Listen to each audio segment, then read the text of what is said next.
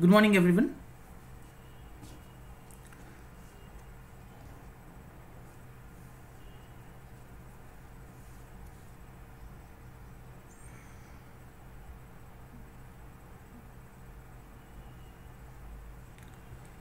Yeah, I hope everyone can see as well as hear me, right? Yeah, that's good.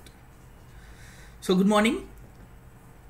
Yeah, this is Ajay Kumar Muchakurti, and you can search my name on Unacademy platform and do download Unacademy learning app. So you can find access to many courses which are very of so much important in your preparation for the UPSC preparation also. So do download the Unacademy learning app and you can find top educators over there. And now, so the basic thing about this particular course that we are taking up, so which we have already started on 2nd of March. So what we have decided, so we have thought that we just have to complete the current affairs for the month of February in a short span of time. So what I can assure you, in this month of February, we'll be finishing off the current affairs completely. The current affairs of the month of February will be finishing off in this just 7 sessions. Okay, so we already completed the session number 1. So today it will be the session number 2, which will be 4th of March, that is today. Okay, yeah, good morning, Suvarna. Now, so before we go ahead with our class, so let me just tell you about the Unacademy's new module on Plus. So that is very important and interesting too. Now the basic thing is, so what you can do on this Plus platform, especially when you talk about the Unacademy's Plus platform, the good thing is that you'll be having 3 types of subscription. That will be 1 month, 6 months and 12 months. So these are the 3 kinds of subscription modules you have. So what are you supposed to do?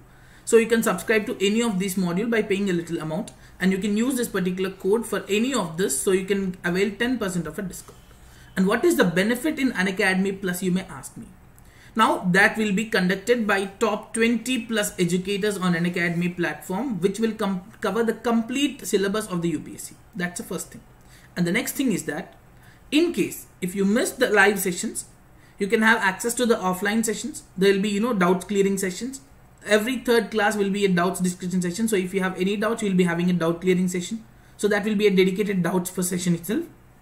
And then so you'll be having a weekly quiz. So that's how you can also practice what you have learned. So that's the importance of Unacademy Plus. And myself, I'm taking up 2 courses on Unacademy Plus. One is governance and social justice, and the other one is science and technology for the preliminary examination. So this is about the Unacademy Plus. Yeah. Hello, good morning, everyone. So today we'll be starting the topics. So as I have highlighted, so we'll be covering them in 7 days. So we'll be covering the complete current affairs in 7 days. So we have completed already the first session, so which is already completed on 2nd of March. So today will be the second session. So now let's start with the topic. So I see, like if possible, let's try to make it a more interactive session, so that we both can have some interaction, and that will help us, right? So now the basic thing about the scheme. So firstly we'll start with a scheme called Swadesh Darshan scheme. So that's a known scheme actually. That's a known scheme which is everyone known. So now what is the importance about the Swadesh Darshan scheme? There is some importance about this. So first let's try to understand about the Swadesh Darshan scheme, and then let's see what is there in the current affairs. Now, when you talk about the tourism in particular, so let me check if I'm getting the comments well. Yeah. Okay. So yes, I can see the comments. Now coming to the Swadesh Darshan scheme. So India has such a vast heritage, such a culture. Now definitely we proudly say that India is one of the ancient civilizations that were present in the world. Now when we say that India is such ancient civilization, India has such a great culture. Similarly, India has some great architecture and different kind of ecologically in different perspectives, India is very well. Now definitely when we have these many kind of things, now what are the things that we expect? We can expect the tourism potential. So this particular tourism potential is very important for us. Now what we can do with this particular tourism? So definitely tourism helps us in development of the country's economy. So that's why every country prefers tourism. So there are some countries, for example, such countries like Maldives, which are completely dependent on tourism. So tourism is such a great important aspect in a country's development. Now that's why government has brought a scheme called Swadesh Darshan scheme. Now what is this Swadesh Darshan scheme? So this particular scheme was launched by the Ministry of Tourism. So sometimes you may get a question in the preliminary examination asking about the ministries of the schemes too. So that's why it is very important to, whenever you talk about any scheme, let's try to look into the ministry also, that it helps you. Okay. Now, So Ministry of Tourism, and don't get confused with the culture here, it's only the Ministry of Tourism which is bringing this scheme. So this was launched in the year 2015. Now what is this? What is this?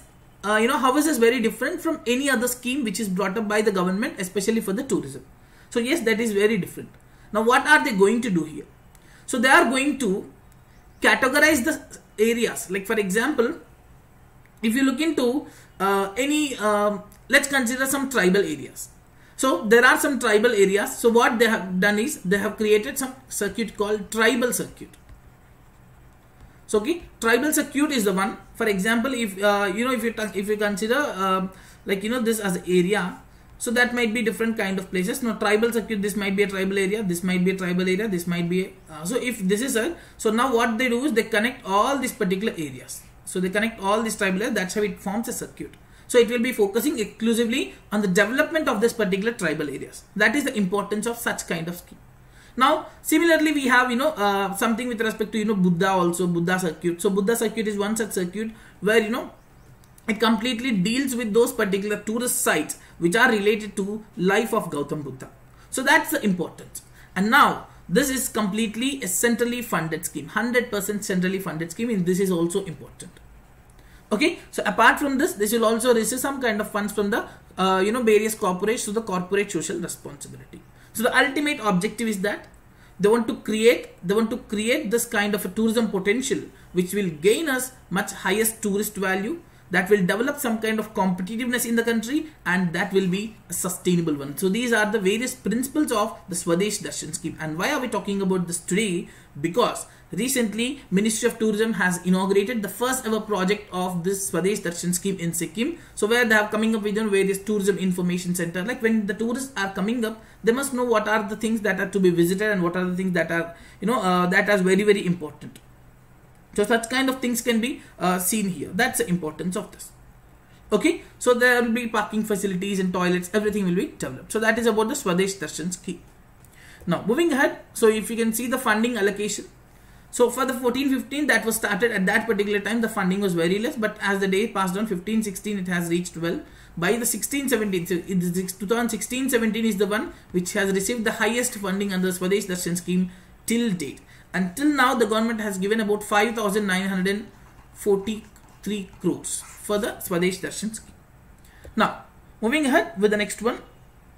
So, last mile connectivity is that, where they shall be able to reach out to the every area. For example, no area shall be left behind, right? So, if they shall be able to reach out to the every area, that is about the last mile connectivity. Yeah, good morning everyone. Now, the next one that we are going to talk about is nuclear suppliers group. Now, what is this nuclear supply scheme? Generally, earlier this was not present actually. Now, the known fact to all of us is that in the year 1974, India has done the Pokhran 1 test, which is considered as a peaceful nuclear explosion.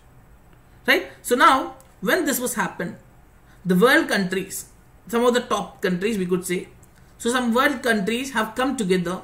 So some other countries which have opposed India after this, and they have felt a need that we have to regulate this nuclear test. So what can we do? So that's why the countries have come together to form a group called Nuclear Suppliers Group.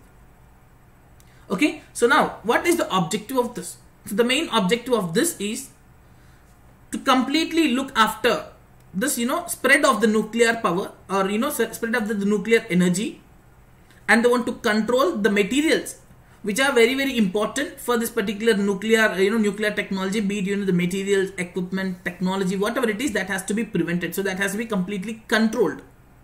Okay, so whatever is essential in the nuclear weapons, all these will be controlled by this nuclear suppliers group. This consists of about 48 countries, and when you look into India, so that is the contentious issue we have. So India has been looking towards becoming a member of this nuclear suppliers group. But unfortunately, we are being objected by one country, which is our neighbor, that's China. So China is the only country which has been opposing India's membership into the nuclear suppliers group. And the reason what they say is, India did not sign the nuclear non-proliferation treaty. Now, what is this non-proliferation treaty? the main objective of this when it was started is that they want to control the spread of the nuclear weapons. So when the nuclear weapons are coming up, so they want to control this nuclear weapon spreading, and the weapons technology, whatever is present, that has to be stopped. Now, so the main objective is that India has refused the non-proliferation treaty. And why did India refuse? So if you can ask me, if India is very much interested to become a member of the nuclear suppliers group, why did India did not sign that? So there is a reason for that. So this non-proliferation treaty has recognized only those states are the nuclear weapon states which has tested the nuclear weapons before 1967. Now what about India? When did it test? India has done it in 1974 through Pokhran 1. So India will not be considered as a nuclear weapon state. Now the question is, what happens if a state is not considered as a nuclear weapon state? So now, as part of the non-proliferation treaty, they say that non-nuclear weapon states have to give up the nuclear weapons. That's the thing they say. Now, India did not sign the non-proliferation treaty because India is being considered as a non-nuclear weapon state. Now, China and few other countries are nuclear weapon states. Now, if we are a non-nuclear weapon state, so we have to give up this particular nuclear, nuclear technology, whatever we have. So that is being opposed by India. And now you may ask me, what is the benefit that India will get if we get the membership of nuclear suppliers group? There are two important benefits. One is we can lead us to the nuclear energy, and the other one is the technology transfer. So these are the two important things. So all these can be enhanced. And now why are we talking about this? Because recently the P5 countries, these are very, very essential countries. So they have come together. They have come together to discuss some important issues such as nuclear disarmament and peaceful use of the nuclear energy. So nuclear energy is one of the key component again. Like India has come up with such a kind of a intended nationally determined contributions under the Paris Agreement in such a way that we have to reduce their emissions in such a way, and we have to also increase the power which is coming from the whatever the power generation that we are doing. So till now we were dependent on the fossil fuels. Now we have to reduce that, and we have to come up with the power about the renewable sources in particular.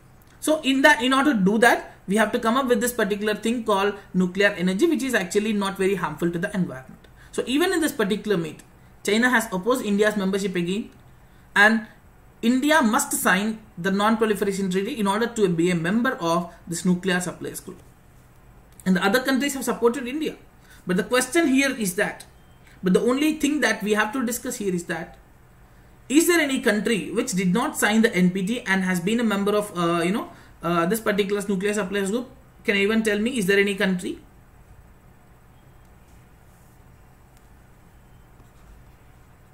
Any country which didn't sign the non-proliferation treaty but it is a member of nuclear suppliers group? Can anyone guess? At least guess, give a guess. So I'll be waiting for your answer. So that's very, very essential actually to know this. There's one country which is the greatest example actually.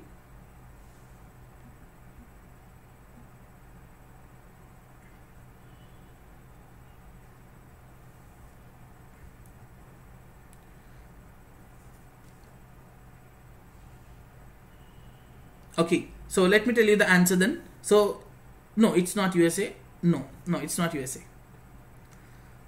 So it's France. It's France which didn't sign the non-proliferation treaty, but it's a member of the nuclear suppliers group. So India has also taken up this initiative too.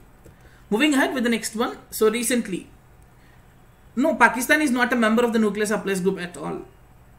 Even Pakistan is also waiting to be a member. Like China is saying that if India is allowed to be a member of the NSG, then even Pakistan has to be, even though they didn't sign the NPT. So that's the main reason world countries are not supporting this cause too again. Now next, moving further with the research fellowship. Now science has such a great potential in the country. There are some people who believe that science has started right from India. India is home to the science. So that's why they call India as a land of science. And now, when you say this kind of things, when you believe that, science has started from India. Now the question is, how is the growth of science in India when you compare with the earlier days, with the ancient days, according to your own understanding? That's definitely very, very less. And what might be the reason? One of the main reason is, so earlier during the Britishers, we have seen the drain of wealth. Now we are seeing the drain of brain.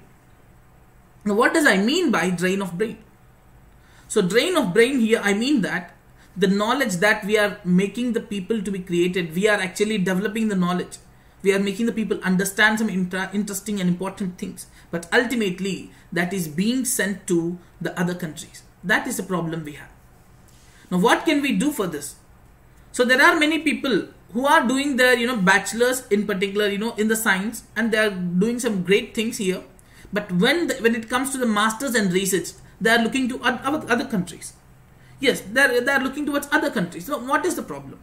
So one of the important problem is, yes, it's though education is a issue, but it is already okay. Now when you look into some fields, yes, India's education is good, but the opportunities, the research facilities and the labs and the the amount that they are requiring for the research thing, that is always some kind of issue.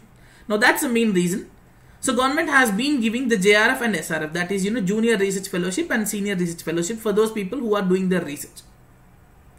Now when they were doing this research, so earlier the amount was like only 25,000 for JRF and 35% for the SRF, that is senior research fellowship. Now they want to enhance this. So the government wants to give a boost to this particular research, and they have thought that let's hike the research fellowship.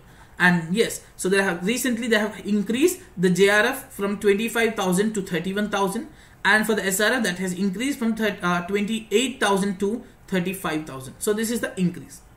Okay, so they're expecting that this is going to benefit about 60,000 scholars who are pursuing their PhD programs. And now there are some researchers who say that the fee rise till date was 276%, but the hike that you have given is only 20%, which is not sufficient at all. So there are such kind of demand also, but we have to slowly implement many things. We cannot directly make it 25 to 50, right? So it takes some time to do it. But however, research has to be supported. Only then we can believe that science has a greater scope in the country. Availability of the facilities are less. Yes, that's true. So that is the other reason why they are leaving to other countries, because lack of access of the labs. That is the other reason, Subarna. That's right. Now, moving ahead with the next topic. So National Museum Institute of History of Art, Conservation and Museology. Now what is this? So this National Museum Institute of History, so if you can look into these names, National Museum Institute of what? History of Art. So it is not talking about the art, but it is talking about history of art, conservation and museology. So it was set up in the year 1989. Now what exactly it deals with? Yeah, so it deals with the education in the fields of history. History here means history of art, conservation and museology, and this is under the Ministry of Culture.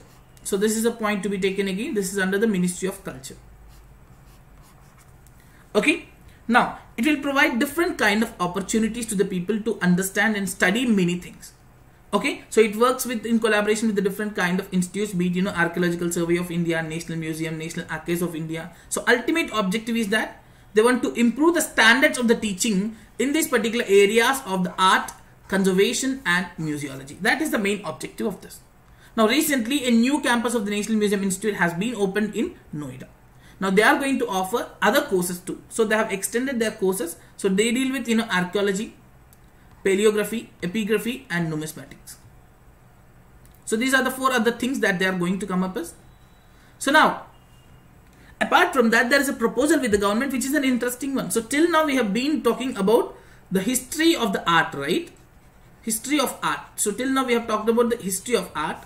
Now the proposal is the education in India also has a great history. So this particular history of education is also very important. So that's why government is coming up with a proposal where they want to have a national museum on education history, how the education thing was going on from the earlier days and how is it now. So they are proposing to come up with a national museum on the education history also. So that is about this national museum. Now the next one. So Department of Industrial Policy and Promotion. So this is most important update where there are high chances that you may get a question here.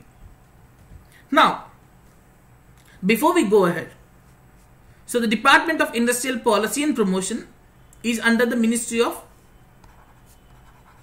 commerce and industry, right? That is the known fact to all of us.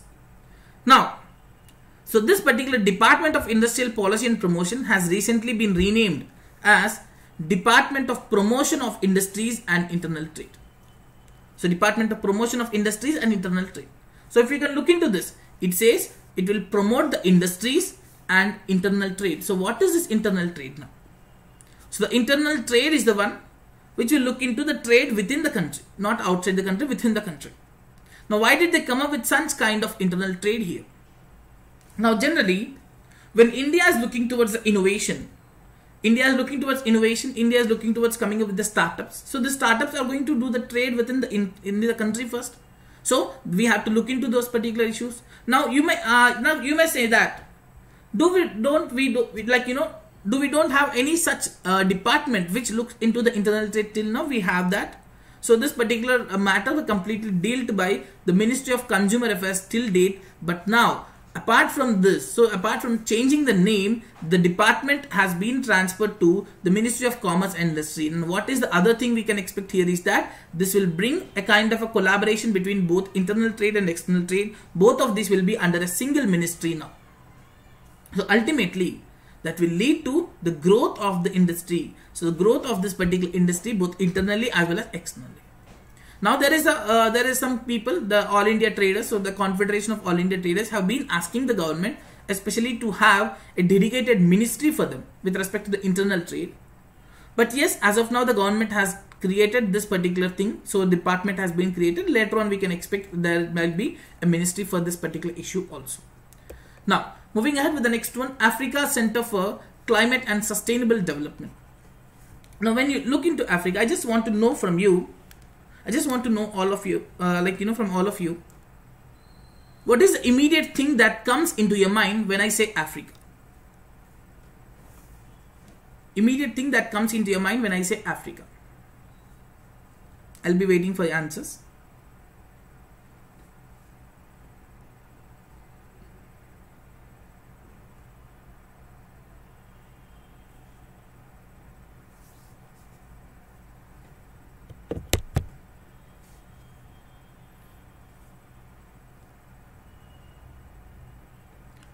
So, anyone? What is the immediate thing that comes into your mind?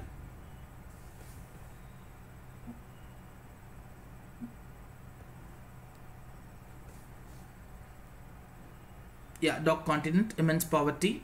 Okay. Yeah, so they are right. So, yes. So, the first thing that comes to most of the people's mind is that about the poverty. That's true. That's true, Ravikant. What you have said is right. Okay. Heat. Okay. So that's good. That's good way of looking into this, Aditya. I really appreciate this. So Aditya says there's a high availability of the heat. So there has a capability of generating solar energy. That's really interesting point to be made. Now that's we can say that's the most optimistic way of looking into this problem. That's right. However, that's good. 17 goals under sustainable development goals. Yes, that's true. That's true, Meera. That's also the right point. Now, so these countries have been suffering. So African countries, most of the African countries have been suffering. And yes, about 330 million people are living in the poverty in Africa. And of all the youth, 60% of this are unemployed. Now when this kind of situation is prevailing, can we expect a continent to be developed? Right? That's going to be a tougher issue. We cannot expect that. Now that's why the Africa Center for Climate and Sustainable Development has been created by Italy, UNDP and Food and Agriculture Organizations. So these three have come together to form this particular Africa Center for Climate and Sustainable Development. Now as part of this, what are they going to do?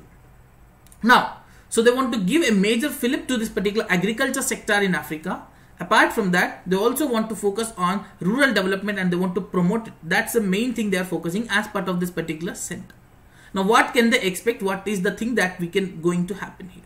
Now, so when this Food and Agriculture Organization is there, this is the one which will look into the agriculture. UNDP is the one which will look into the rural development. So Italy is the one which is supporting them. Now, with this, there can be a greater exchange of the information and they can understand how the agriculture activities. Now China also comes in mind when someone says Africa. And why is that so, Ravikant? Yeah. So now, So there is a chance that there can be greater exchange of this. So what happens is these organizations and the country are going to support the African nations, especially to implement the goals of the Paris Climate Agreement and 2030 agenda. Now this is nothing but the Sustainable Development Goals. So there was a declaration signed in the year 2017, which was completely supported by the G7 countries, that they will help the African countries to develop. So that was the proposal. Now they also contributed. They have said that we all will contribute to address the different issues that the African countries are facing. So as part of this, they'll be providing fast track and demand driven mechanism, which will provide them the greater resources so that the sustainable development goals will be achieved. And this center, yeah, so it's similar like Hambantota port and few other aspects of China. Yes, that's also the right thing. Now, so this is a center which is going to take up the communication. So just now we have seen that Food and Agriculture Organization is there, UNDP is there. So there can be a greater exchange of the communication, information can be transferred here between each others, and both of these can be supporting the development along with bringing some international funds. Okay, so the main objective is to look after the development of these activities in Africa. So if you can look into this, these are the 17 sustainable development goals. If you can, let's look into all of these, you will understand what is its impact in Africa. So no poverty. Yes, just now we have seen 330 million poverty. So zero hunger. So yes, there is a greater hunger. So when there is a, when the country is suffering with poverty, when the country is suffering with the hunger, immediately there will be an impact that will impact on the health of the people, isn't it? So health of a people is going to be impacted. So definitely when both of these are not there, definitely this will also not be there. So when there is no poverty, when there is poverty, definitely there will be no education again. Right? So gender equality is okay, this is an exception. Let's forget about this as of now. So when we don't have, when we have this poverty, when we have this hunger, when we don't have proper health, definitely we will not have the clean water. Right? Clean water, if we don't have clean water and sanitation, definitely there will be again increase in the health issues. Right? So that is other issue. Now affordable and clean energy. So they have, like as Aditya has highlighted earlier, that's really a good point, Aditya. So now as this particular thing, so there is a chance that there has a greater potential of the solar energy here. So we just have to look into this. And then, so decent work and economic growth. So the country itself has 330 million. How can we expect an economic growth there? So for that particular purpose, we have to develop the industries. We have to reduce the inequalities. And sustainable cities is altogether a different thing. Okay, so reducing the responsible consumption production. So whatever the thing that has to be, sustainable utilization has to be there. Climate action, life below water, life on land, peace, justice and strong institutions, partnership for the goals. So these are the 17 goals we have, and I think everyone got some idea about where are we with respect to Africa. So you can understand this. I think everyone got this. Yeah. If everyone is done with this, so we will go ahead. So this is very, very important. So these are 17 sustainable development goals. You can understand just by reading out the names, you can understand what is the situation of Africa in this particular areas. Right? So if that is clear, we'll go ahead now.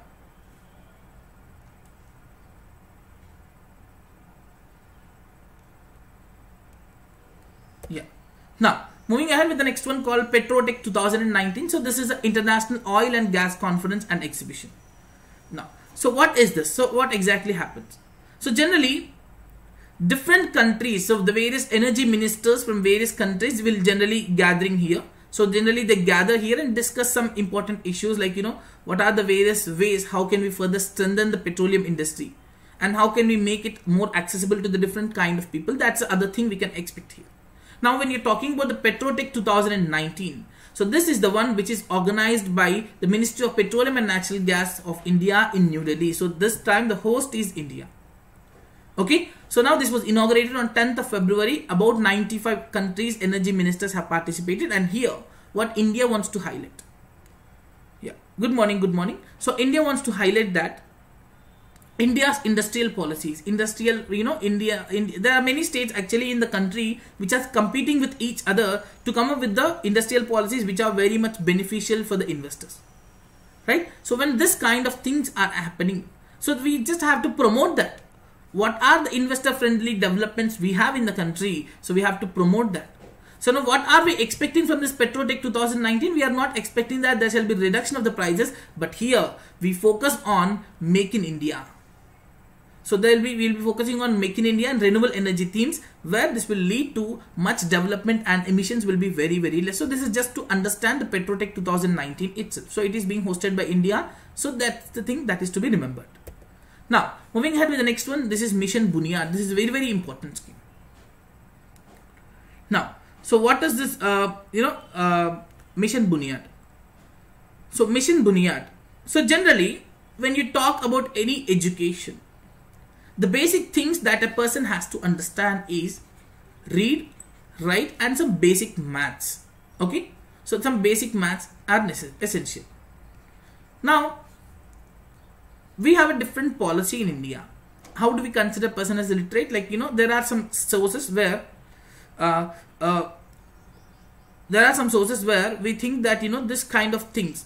So like if a person has to be educated. Now, so we generally take, like in India, those who do some kind of signature, like if a person is able to sign, then they will consider as some literates also. There's other circumstance where we think. Now, so this Mission Bunyad scheme was launched by the government of New Delhi, the government of Delhi in particular. So where the main objective of this is those children who are studying from class 3 to class 9. It will ensure that all these children are able to read, write, and do some basic maths. So this was launched in the year April 2018. The main objective is very clear here. The main objective is that they want to enhance, they want to see that these people were able to read, write, and do basic maths. These are very, very essential in any person's life, right? So after doing this particular Mission Bunyad, so this is important because there are chances that we expect some kind of questions from the states initiatives and state schemes in the UPSC preliminary examination. So this is going to be benefiting.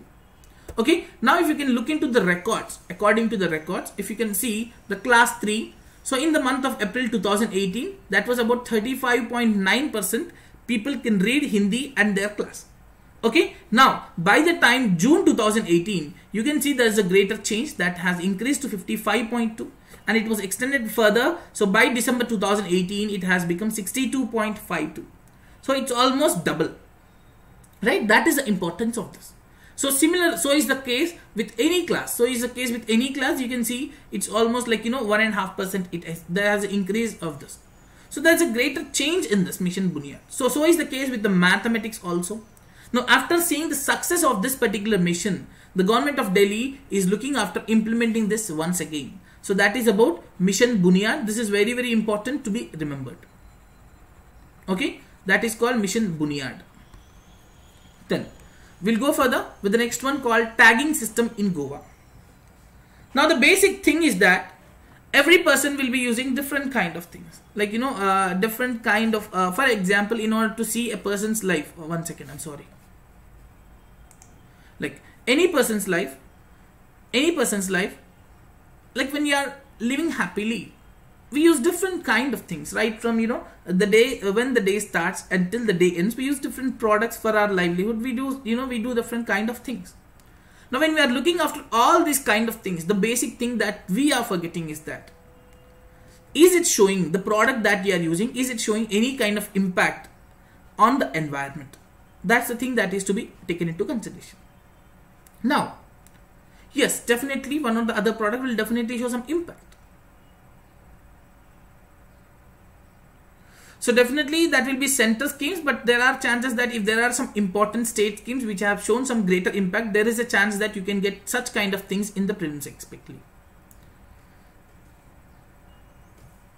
Now, okay, so tagging system in Goa.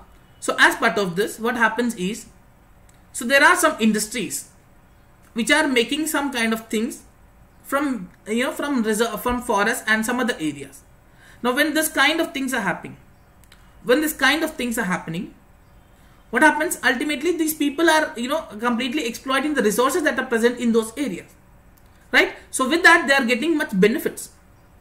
Now when they are getting this many of benefits, the thing that has to be taken into consideration here is that we have to look after preserving those areas also, right? So that's why those sellers who are using this particular kind of ingredients, So they will be they have to tag those products from which areas they are bringing in. So when they tag those areas, so in a year, so this particular seller, whoever is present, they are supposed to pay 0.01% of their annual profit to the Goa State Biodiversity Board.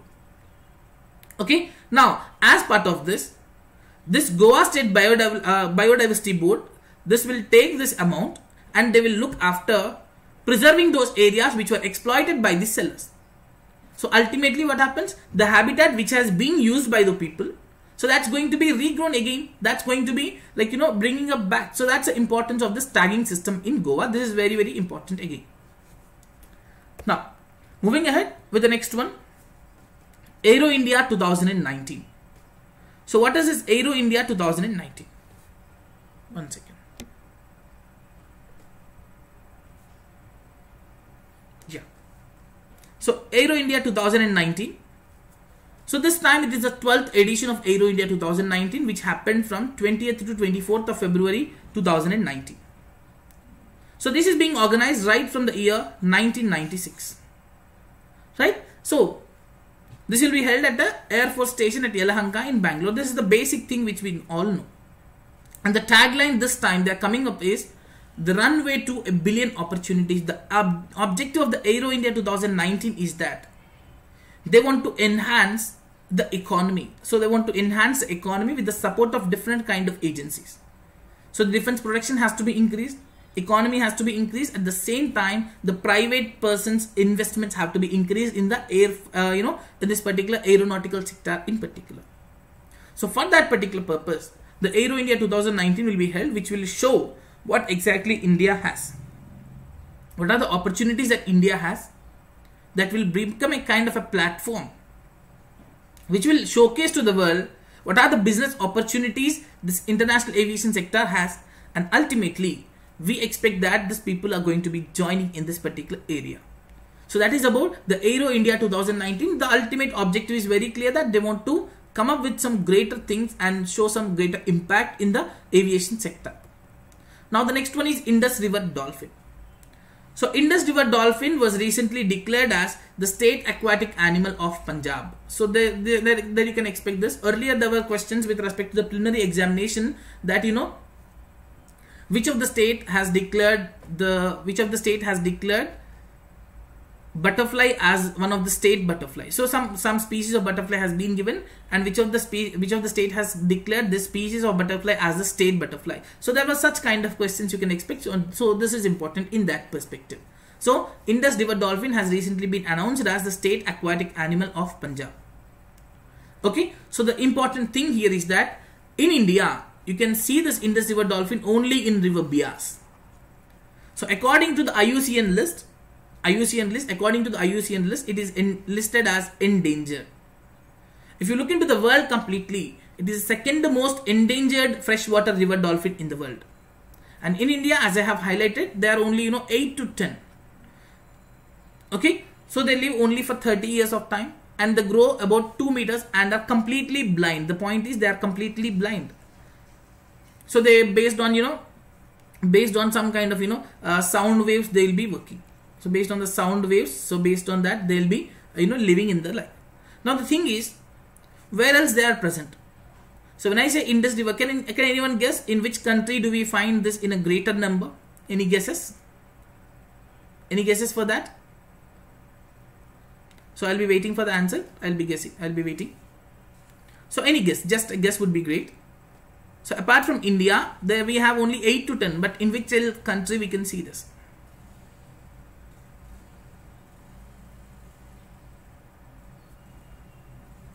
Yes, Ravikant, that's right. Now, anyone want to guess the country? So the hint will be it's a neighboring country, definitely, The hint, if you want in particular, the hint will be, you can see this Indus River. So this is the better hint I can give. Indus River, when I say Indus River, you can guess that, I guess. So which is the country which has the greatest number of the Indus River dolphins? Apart from India, India has only 8 to 10 actually. Now apart from this, anyone wants to guess? No, it's not Australia. Yes, that's right. That's right, Suvarna. So it's Pakistan. So when I say Indus River, so Indus River is now being shared between India and Pakistan. So the best answer will be Pakistan, right? So Pakistan is the country which has the highest number of the Indus River dolphins as of now. Now moving ahead with the next one and most important one is that Pradhan Mantri Swasthya Suraksha Yojana. Now, so it's Pakistan. It's Pakistan. Yes. Now coming to the Pradhan Mantri Swasthya Suraksha Yojana. So this particular scheme was announced in the year 2003 itself. Now the problem is we have some issues. What sort of issues do we have with respect to the health infrastructure? So there is a problem not with the primary, not with the secondary healthcare facilities, but the tertiary healthcare services. So tertiary healthcare services are such as, where we'll be doing some major surgeries or having ICUs, like integrated care units. So all these kind of things, they are very hard to find when you talk about the government. Now, we have to look into this. We have to do something for this. Now, Pradhan Mantri Swasthya Suraksha Yojana has been brought up by the government of India, where the government also knows that there is an imbalance in the providing this affordable healthcare services to the people. So that's why they have come up with this, where they want to correct this regional imbalance which is present in the country. So as part of this, they'll be doing two important activities. One is they'll come up with the AIIMS like institutions, and the other one is they will upgrade the government medical college institutions. So these are the two things they do it in this. Now when you set up the AIIMS like institutions, definitely let's forget, let's not have AIIMS only in the country capital. Let's consider that if it has in every state capital or any state. Now what happens automatically, that is going to serve the state completely. So which is going to correct the imbalance here. So with the AIIMS, this will give us about 100 MBBS undergraduate seats to a state and 60 BSc nursing seats also. And moreover, this AIIMS will be consisting of about 15 to 20 specialty departments which are of very much important, and that will be a 750 bedded hospital. Now what happens? Apart from setting up of the infrastructure, we are also focusing on the human resources development too. So that's why it is adding 100 MBBS seats and 60 BSc nursing seats. That is an important thing.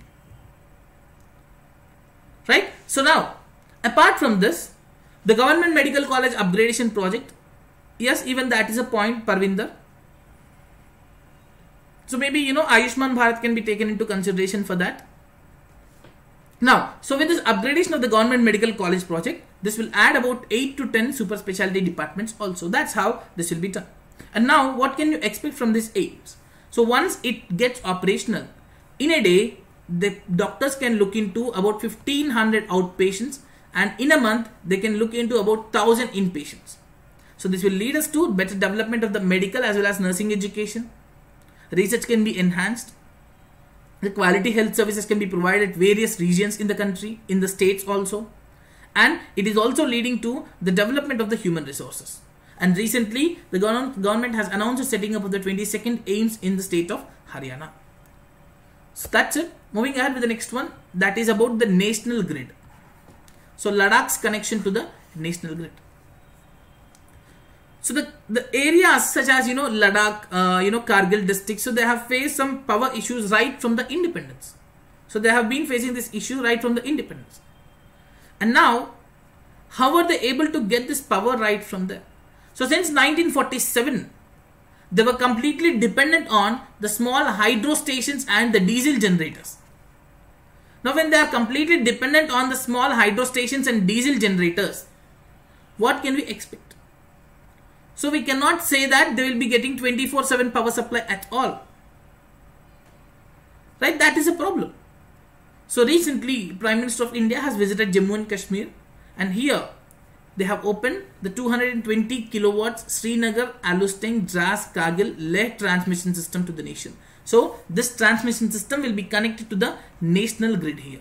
So here national power grid I am talking about.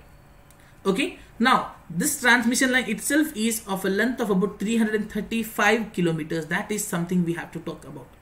335 kilometer long. That shows that these areas have to be developed. These areas has to get the proper quality of the power. Right? So with this, this particular regions of the Ladakh and this particular regions of this Kargil districts are going to get 24/7 quality power. That's the importance of this. And for this project, Government of India, the central government has funded 95% of this and 5% by the Jammu and Kashmir government. Okay. Now, generally, in the winters, in the areas like, winters, these people use more power. So that's going to be a shortage for them at that particular time, in case if they, completely depend on this small hydro stations. So with this, they'll be supplying the power to the people in winters, and in the summer, we can take the power back also. So that surplus power will be there. So they'll be using less power. So that can be connected to the national grid. So that is the benefit with this national grid. So with this, the electricity availability will be increased, tourism will be increased, and moreover, more tourists can be encouraged, and this lead to the development of the Ladakh region. So that is about this connection of the national grid. Right? Moving ahead with the next one. So United Nations Security Council resolution on CAR. So here CAR means the Central African Republic. So this is a country. Now the Central African Republic. So if you look into this, it has some issues. So in the year 2013, there was some issues started. So there was a violence actually, which is completely based on the religion and ethnicity of the people. So that was the issue at that particular time. Now what happens when there is a violence based on this particular areas? This has led to the death of about thousands of the people. Thousands of the people have been dead, and about thousands of the people have also been displaced. Now, which makes it very clear that there is no law and order, right? When thousands are dead and thousands of the people are able to displace, where is the law and order there, right? There is no law and order. So when there is no law and order, what happens ultimately? The human rights will be violated definitely, right? So the United Nations Security Council has earlier, not just now, has also earlier has adopted a resolution where they have kept some arms embargo. So where the arms will not be transported to this country of Central African Republic, they have kept a stop over there, and they have also banned the travel. So no person is allowed to travel, and they have completely freezed the assets of the Central African Republic. So that was the earlier thing, and they have renewed it. They have extended it till 31st of January 2020. Okay, so there will be a council, this United Nations Security Council, where they have also said that this arms embargo measures, whatever are present, that will be reviewed once again by 30th of September of 2019.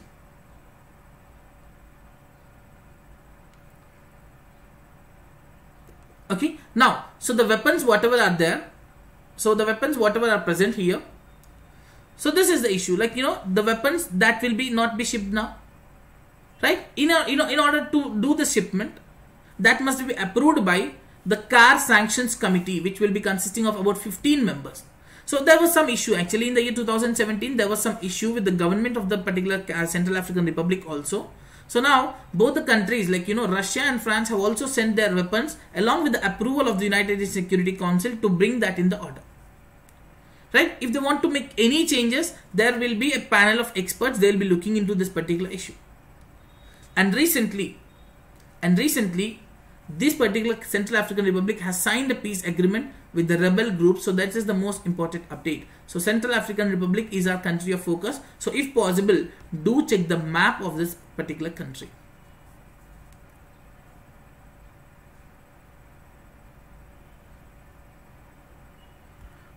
Okay. So Parvinder, if possible, like we'll try to cover that in the next class. Okay. Now, moving ahead with the price monitoring and research unit. So what is this price monitoring and research unit? So the important thing is that, let's consider, there is a company which has come up with some kind of a medicine for a rare disease. So the disease is actually, present prevalently, but the medicine is very rare. Now, let's consider, let it be for some different disease. So let's consider A as a disease. Okay. So now a company called Y has come up with a medicine. So where A is being suffered by crores of people. Okay, A is a disease which is impacting crores of people. Now Y has come up with a medicine for that. No other company in the world has a medicine to treat that. Now definitely what happens? This Y expects some greater profit, isn't it? So Y expects some greater profit. Now when the Y is expecting such a kind of a profit, so definitely these people are going to be suffered because there will be at a high cost, right? There will be some definitely of high cost because they want to gain more profits. Now, in the name of this particular thing, in the name of this profits, that will be of higher price, which will be not under, cost effective, which will not be cost effective, and the people are going to suffer. Now, in order to promote the rational use of this particular things, so what the government has done is, generally, the government may say that, like they may put them under the Essential Commodities Act. So they will seal the price of this particular essential and life-saving medicines. They say that, there must be having some kind of ceiling. So this is the maximum price you can kept the ceiling. Now what happens? Will the company able to sell them at the same quality? So even though they won't, because they want the profits. So the quality can be reduced. Now the main objective of the government is that the quality has to be there. At the same time, the price of the drug also has to be reasonable. So now, recently, there was a drugs price control order which was issued by the central government. This was released under this Essential Commodities Act especially. Now, for the first time in the country, a price monitoring and research unit has been set up by the state government of Kerala. So Kerala is the first state in the country to come up with such a kind of price monitoring and research unit where they will check if there is any violation of the prices of essential drugs and medical devices. So actually, this was a proposal given by the National Pharmaceutical Pricing Authority, which is called as NPPA. So this was given more than 5 years ago. But since then, no state has implemented this. But now, this particular thing, that is the state government of Kerala, is the one which has implemented this for the first time. For the first time, this will monitor the price of the medicine. If there is any violation of the provisions, so that will look into this, and they will also look after the price complaints. So this will be headed by the state health secretary. He will be the chairman of the state. So this is completely in the government of Kerala. Okay, so the drugs control will be the member secretary, and this will include the various representatives, and ultimately the objective is to help those people, the drug controllers in particular, in such a way that the drugs has to be available at a cheap, at a better price, which is at reasonable price, and moreover that must provide them. After providing them at a reasonable price, they must also provide them at a better quality. So that is about the price monitoring and research unit. Moving ahead with the next one called Nilavembu Kudinir. So this was very much in the news earlier also. In the year 2017 in particular, that was very much in the news. So what is this Nilavembu Kudinir? So which is also called as Nilavembu Kashayam. So this is considered as a Siddha medicine. Now what is a Siddha medicine? So can anyone tell me what is Siddha medicine? I'll be waiting for your answer.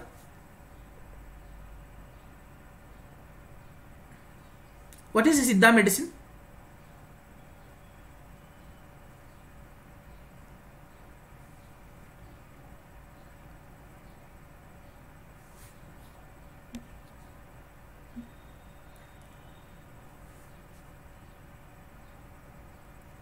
Anyone would like to answer? Or else if you want me to go ahead, I'll go ahead, no problem. So it is considered as some traditional medicine. Now, so this was earlier present in an area called Tamilakam. So what is this Tamilakam? So this Tamilakam consists of some states in the southern part of India, which includes Tamil Nadu, Kerala, Puducherry, Lakshadweep, southern part of Andhra Pradesh and Karnataka. So this particular complete area was earlier called as Tamilakam. Okay, Ayush. So Ayush will be a composite word which we'll be using for different things, like it involves Ayurveda, Unani and all, right? So there is a difference again. Ayurvedic can be considered, but there's a difference. Like it is completely based on some aspects. This is considered as some, Ayurveda has some kind of proven facts and other things, but coming to Siddha medicine, that doesn't actually. It does not have such kind of things. Now, so according to some traditional herbs treatment, that's right, Devendra, that's right. So according to the World Health Organization, so let's look into some important definition. I'll be reading out the definition, which is very, very important. So let's look into this. So it says that it is the sum and total of the knowledge, skills and practices which are based on. So it is based on knowledge, skills and practice. These are based on the theories. They are based on the theories, beliefs, experiences. So these are based on completely theories, beliefs and experiences which are indigenous to the different kind of people, different cultures. Either, they might be either expressible or not. So that's not the point. But it is used for the maintenance of health, in prevention, diagnosis and treatment of physical and mental illness.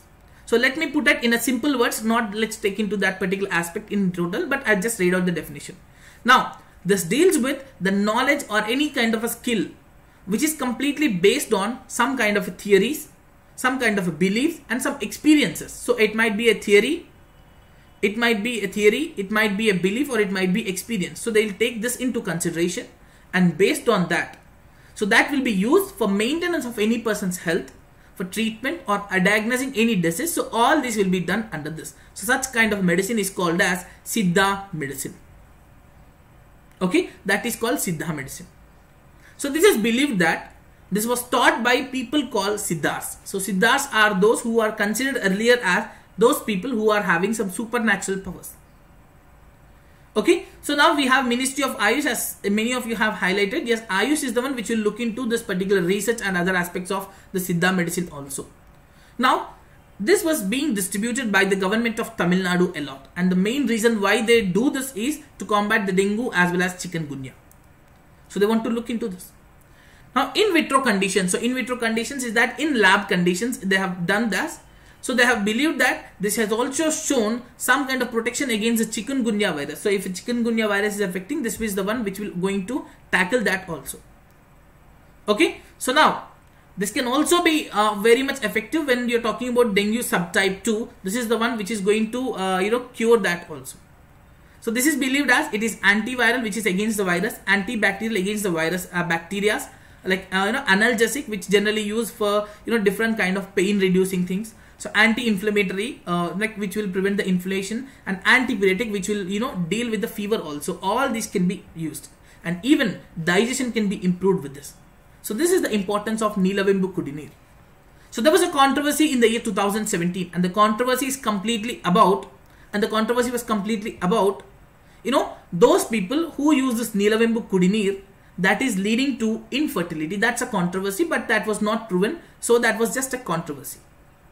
Okay, so this is very, very important. That is called Nilavembu Kudineer.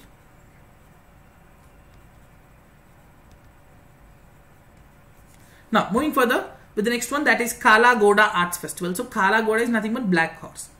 So this is considered as India's biggest cultural street festival. So this is just to have some basic understanding. So this is considered as cultural street festival, will be happening every year. So where they bring up different kind of activities, be it the art, culture, cinema, art, theatre. You can see all this, right? Cinema, dance, food, heritage walks, all this will be brought together, and they will be doing this. So this happened from 2nd to 10th of February 2019, and the activities, various activities will be taken up here. So these are the various activities will be done. The next one is Bharat Rang Mahotsav. So Bharat Rang Mahotsav is the International Theatre Festival of India. So this is organized by the National School of Drama. So happened from 1st to 21st of February 2019, where they will be bringing up different kind of plays, be it Hindi language, be it English or any regional language. That is not a problem, but they bring them at such a kind of a platform and make them, they show them to everyone. There will be also some international performances taken up, because it is an international theatre festival, and if we say it is an international theatre festival and if we don't have international performance, definitely that's of no use, right? So in order to at least satisfy the name, we have to bring some international things. So that's the thing. So this particular thing has paid some kind of tribute to Mahatma Gandhi and has depicted the plays which are related to the philosophy of Mahatma Gandhi. Okay, so this time I have a point is, do check out the philosophies of Mahatma Gandhi. Okay, philosophies of Mahatma Gandhi, which are very, very important. So do check them out, because there are a chance that you may expect questions with respect to this. Earlier there were some kind of things like, according to Mahatma Gandhi's philosophies, there were questions on the prelims perspective. So that's important. Now, the next one is Target Olympic Podium Scheme. So this happened in Delhi. The National School of Drama. Now, Target Olympic Podium Scheme. So coming to the Target Olympic Podium Scheme, the main objective is this. Like, for the past few years, there has been a greater growth with respect to the sports activities in the country. Right? So when we can see this, we have to give a greater boost. The ultimate target is that we have to get more medals in the Olympics. So this Target Olympic Podium Scheme was taken up by the Ministry of Youth Affairs and Sports, which is linked to the National Sports Development Fund. So as part of this, So some top athletes will be selected. So some athletes will be selected and they'll be taken for some customized training at the institutions which are of greater importance. So any institutes where they have to practice and all such things that can be done, they'll be provided with the financial assistance. Okay, so Department of the Sports is the one which will identify who are the potential candidates who can win us a medal in the Olympics. So such kind of people will be selected and they'll be undergoing the training both in India or abroad. It's completely based on this. The ultimate objective is that firstly, we have to identify the athlete, we have to encourage them, we have to groom them, and we have to increase the potential of these athletes so that the chances of getting a medal in either Olympics or Paralympics in 2020 have to be much higher. Okay, so now the training program and other requirements of the athletes all will be selected under this particular, target Olympic podium scheme will be done by a designated committee in the Mission Olympic Cell. Now, what is this Mission Olympic Cell? So this Mission Olympic Cell is under the chairmanship of the Directorate General of the Sports Authority of India, and they deal they will select and they will remove, or they can do any kind of activities with respect to the athletes. Maybe they can select the athletes, they can select the coaches, they can select the training institutes. All these can be selected, and as part of this particular athletes, as I have highlighted earlier, so these people will receive the training, they can participate in international competitions, equipment can be purchased, out-of-pocket allowance of rupees 50,000 per month will also be given to this particular people, and this Mission Olympic Cell will review the performance of the athlete every week and evaluate any kind of proposals who have to be added and removed too. Now, the next one is strategic framework on accessible elections. Now, yes, in a democracy, elections are very, very important, and yes, when we say we want to treat everyone equally, we must be able to produce, we must be able to show that everyone is being treated equally. So there is a framework called Strategic Framework on Accessible Elections which was adopted on 4th of July 2018. And what is the objective of this? They say that no voter has to be left behind. All the categories of the voters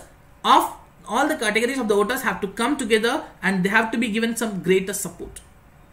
So that is important. So they shall be able to come out and they shall be able to vote to the candidate they want, irrespective of any issue they have. Okay, so only then we can make it sure that this particular aspect of universal adult suffrage is achieved. So as part of this, as part of the strategic framework on accessible elections, so it has to be accessible to every person, even the Divyangjans. Even the Divyangjans shall be able to, able to make use of this, and they shall be able to come out and vote. Right? So as part of this, they will sensitize the people about the need. Okay? So they will train the society about, how we have to support this particular persons with the disabilities. So ultimately we have to enhance that the participation of these people has to be there. Now the Lok Sabha elections are going to happen. Right? So they are thinking that for those visually impaired and blind voters, they have to be provided with some, braille voter slips. So that's the proposal they have come up with the government of India. And this is a part of the framework also. Okay, they have to provide it with the, voter slips which are braille script. Okay. Now, Election Commission of India has also ordered that accessible photo voter slips with braille has to be given to those people who are either impaired or blind, so that they can understand about the voter slip also. And we we have already EVMs. For example, if that is an EVM machine, so you can say this, the name of the candidates will be here, the buttons will be here. So right here there will be some script that is in the braille thing. So the EVMs already have this feature. So the government of India, especially the Election Commission of India, is also looking towards coming up with this, electoral photo identity cards which are braille enabled too. So this is about the strategic framework. Now the next one is National Foundation for Communal Harmony. So this National Foundation for Communal Harmony is an autonomous organization under the Ministry of Home Affairs. Now what is the main objective of this? The main objective of this is they want to see an India which is completely free from any sort of violence. Every sort of violence has to be completely removed, be it communal violence or anything. All these have to be removed, and all of these people have to stay together in both peace and harmony. So as part of this, those people, those children in particular, who are the victims of the societal violence, maybe that might be, communal clashes or any sort of issue, these people will be provided financial assistance, and so they have to promote the communal harmony and they have to promote the national integration. All these have to be done. And they also confer the awards to those people who have worked for the outstanding contribution, especially for communal harmony, and they are working on the national integration. Okay, so apart from this National Foundation for Communal Harmony will support various other areas, like if there is any person who is doing some research or if they want to bring out any publication, so all these can be done. Okay, so recently they have organized a special workshop for 42 youth who are the victims of the communal violence in the past under Know My India program in Bangalore. So these youth are aged between 15 to 22 years from the states of Jammu and Kashmir, Manipur, Assam, Chhattisgarh, Bihar and Gujarat. Right? So the next one is Indian Ocean Rim Association. So the basic thing is that Indian Ocean Rim Association deals with the those states which are surrounding the Indian Ocean region. So the countries I mean here. So those countries which are surrounding the Indian Ocean region, they will be looking into this. So this Indian Ocean Rim Association is an intergovernmental organization which was set up in the year 1997. The ultimate objective is that we have to enhance a regional cooperation. So all the countries who are in this region of Indian Ocean, they have to enhance a kind of a regional cooperation. They have to be strengthened, and a development which is to be sustainable method has to be there. So it has about 22 members and 9 dialogue partners, and it has 3 important objectives. First one is sustainable growth has to be there in the Indian Ocean region. Sustainable growth has to be there, and the development, what is happening, whatever the development is happening, that has to be a balanced one. Okay, now the next one is economic cooperation has to be taken into consideration. We have to look into some shared interest of this, so we have to look into that.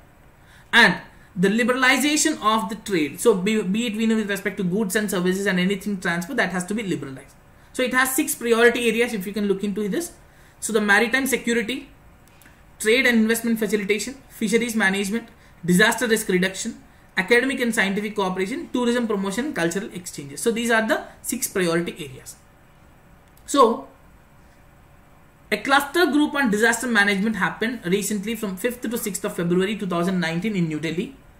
So as part of this, the countries have come together to come up with the disaster response interventions where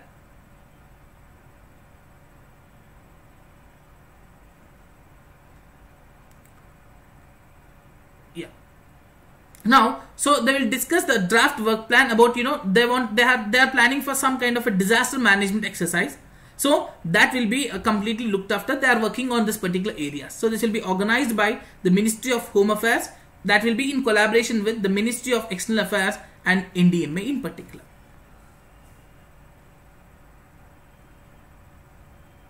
Right? So moving ahead with the next one, that is called Millet Village Scheme. So the main objective, if you look into the food crops that we are seeing in the country, millets has some greater importance. So why is that so? It has a greater, it has some greater thing like with respect to the food security in particular. So this particular Millet Village Scheme has been started by the government of Kerala. So they have started this 3-year project in the year 2017-18. And as part of this, they want to ensure the food security, and they also want to look after the livelihood of the tribals. So they have started this in a village called Attappadi in Palakkad of Kerala. So this was started by the Agriculture Department and Scheduled Tribes Development Department. So both of these have sought the central support. So now the government of Kerala has sought the support of the central government in order to bring this particular scheme, and they want to get support under the National Mission on Promotion of the Millets. That's the main thing. Okay. Now what is the importance? Generally, we find many infants, that's because of the absence of the nutritious food. They don't have proper nutrition. Health conditions will be very less. Right? So these millets are going to be those things which are going to be of greater nutritious. They can tackle anemia, pellagra, so many such things. And more importantly, this is the one which is resilient to the climate change. So the climate change will not impact this at all. And if any person is dependent on the millets, they can deal with the obesity and diabetes also. So recently they have proposed this to expand to the other areas, but earlier if you look into this, it was only restricted to one village and only one district, but this is going to be extended to other areas also. Now the next one, pre-departure orientation program. Now what is this pre-departure orientation program?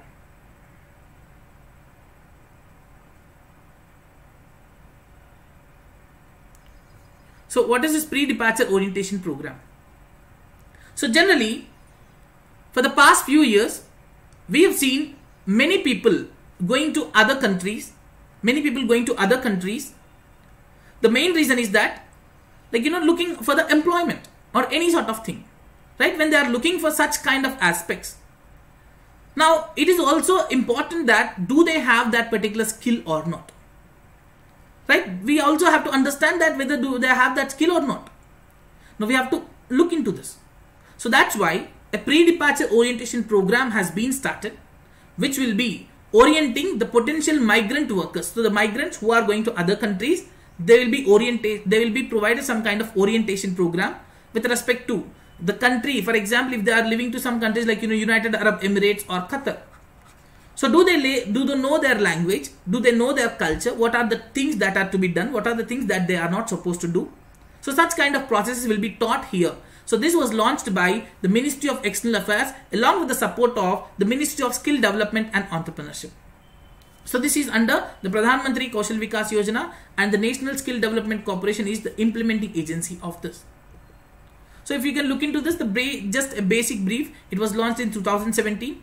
So they will train as well as certify the Indians who are seeking employment, and this will be implemented by the National Skill Development Corporation.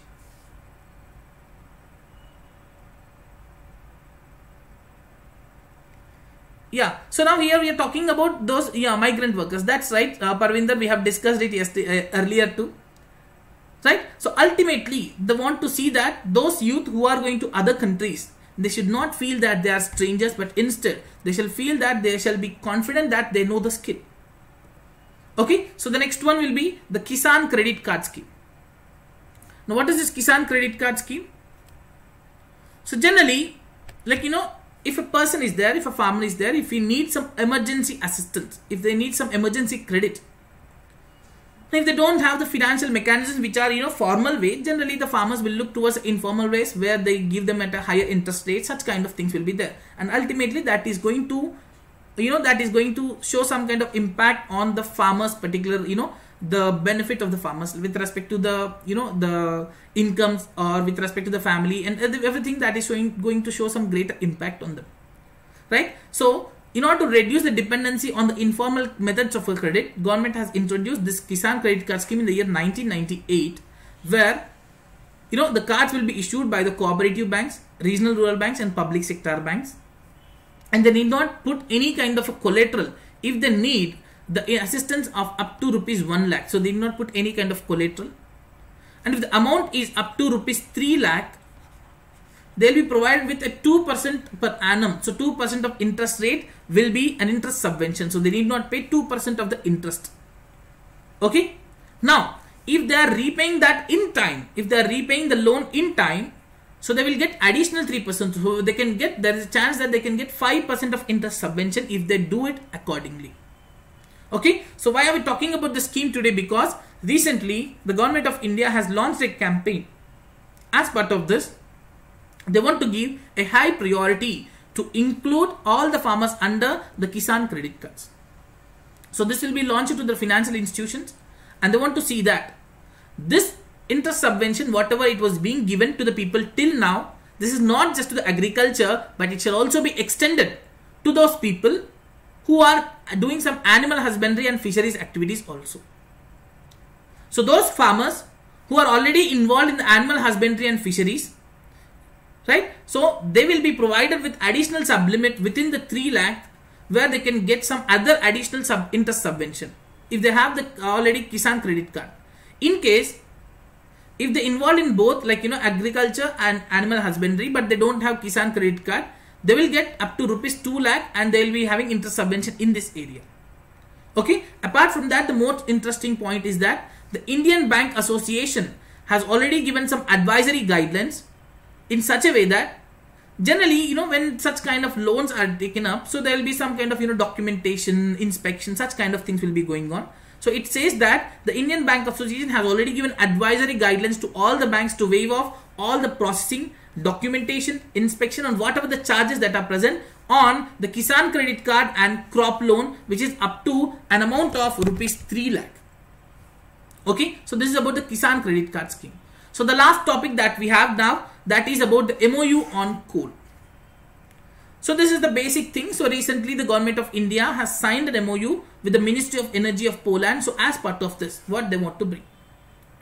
So the main objective is that they want to bring up some coal technologies which are of clean. So clean coal technologies which will give us less emissions. So during the extraction of a coal, we have to give the less emissions. So it will promote the trade and investment in the coal sector. And they want to understand what are the issues that we have with respect to the coal and some clean energy technologies. So both of these can exchange the information about the policies of the countries and various programs that have been taken up. And emphasis will be completely focused on, the complete focus will be on the clean coal technologies, which is nothing but the coal exploration, exploitation has to be done without any kind of, without any kind of issues with respect to the environment. So that's all for today. Now, you can check my Unacademy profile on this particular link. Do download Unacademy Learning app and you can find all these particular courses. And before we end, I just want to tell you about the Unacademy's UPSC subscription once again. So this is a plus subscription on Unacademy, where you can avail that in three methods. One is 1 month, 6 months and 12 months. So you can have access to all the unlimited courses. So you can access all the courses which are being taken up by the top educators. For example, like Mrunal sir is there and Abhishek Srivastava. So there are many people who are taking up the courses over there. So you can just use the code. So I'm writing the code. So with this particular code, you can avail a discount of 10% on this particular payment that you are making up. And thank you so much for attending. And the next class will be on 8th of March. Okay. So thank you so much and have a great day. Good night. Bye.